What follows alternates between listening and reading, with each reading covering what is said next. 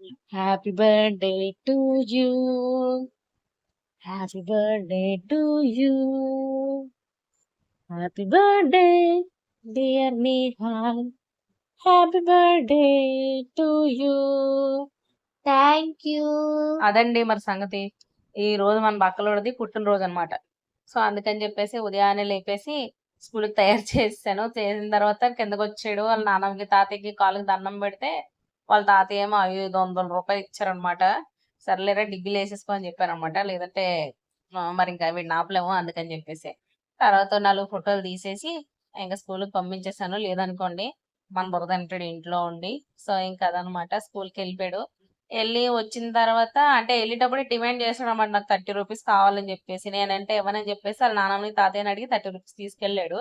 తీసుకెళ్ళి అదిగోండి వచ్చాక ఏం కొన్నాడో తెలియదు కానీ ఏదో కౌంట్ చేస్తుంది అది. బటన్స్ నొక్కుతుంటే కౌంట్ అవుతుంది అనమాట. ఏందో కొన్నాడు ఏంటని తెలియదు మనకి. సాయంత్రం 7, 7:30, 8 ఆ టైంకి దిమాగ్ వెళ్ళి భోజనాలు చేసి వద్దాం అనుకున్నాం గానీ వీడు బర్మా బజార్కి వెళ్దాము అని చెప్పేసి అన్నాడు అనమాట. అంటే మొన్న ఒకసారి ఈయన తీసుకెళ్లారు.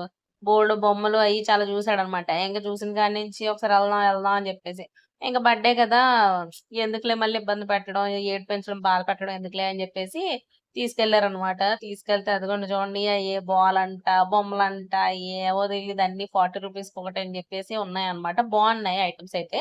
ఇంకా అక్కడి నుంచి తిన్నగా రెస్టారెంట్కి వెళ్ళిపోయామన్నమాట. అది ఏదో అరబిక్ మండినటండి. పెద్ద హోటల్. రేట్లు కూడా చాలా కాస్ట్లీగా ఉన్నాయి. పర్లేదు మరీ అంత బాగుందని చెప్పలేం గానీ పర్వాలేదన్నమాట. సో ఫుడ్ కూడా ఇంకెళ్ళిపోయాము. వెళ్ళిపోయాక వాళ్ళ డాడీ పక్కన కూర్చున్నాడు. మళ్ళీ ఏదో చెప్తాను ఏదో మాట్లాడతానని చెప్పేసి వచ్చి పక్కన కూర్చున్నాడు. పీరియడ్స్ అప్పుడు స్టార్ట్ అయిన పుంపులండి. ఇప్పుడు వచ్చి తగ్గలేదు అదేంటో గాని. అది వచ్చిందన్న బాధ కంటే నొప్పొచ్చేస్తుందండి బాబు. అదే నా బాధ. సో అదనమాట. తర్వాత ఏ సూప్ చెప్పాడు, తాగలేదు. ఏ స్టార్టర్స్ ఏమంటారు అవి లాలీపాప్లు అనమాట. లాలీపాప్లు చెప్పాడు.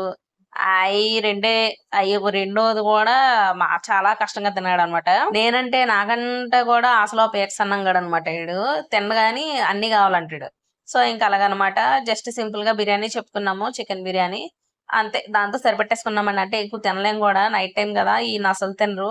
ఇంకా ఆడ వదిలేసింది. నేను అంత పొట్టలో వేసేసరికి పొట్టంతా ఫుల్ అయిపోయి నిద్ర వచ్చేసింది అనమాట.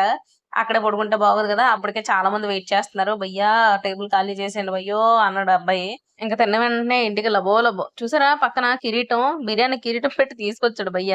బిర్యానీ కిరీటం ఎలాగుందో మెయిన్ మనకి కామెంట్ చేసి చెప్పండి. సబ్స్క్రైబ్ చేసుకోవచ్చు కదా. నిహాల్ గడ పుట్టినరోజు కదా, వాడు హ్యాపీగా ఫీల్ అవుతాడు.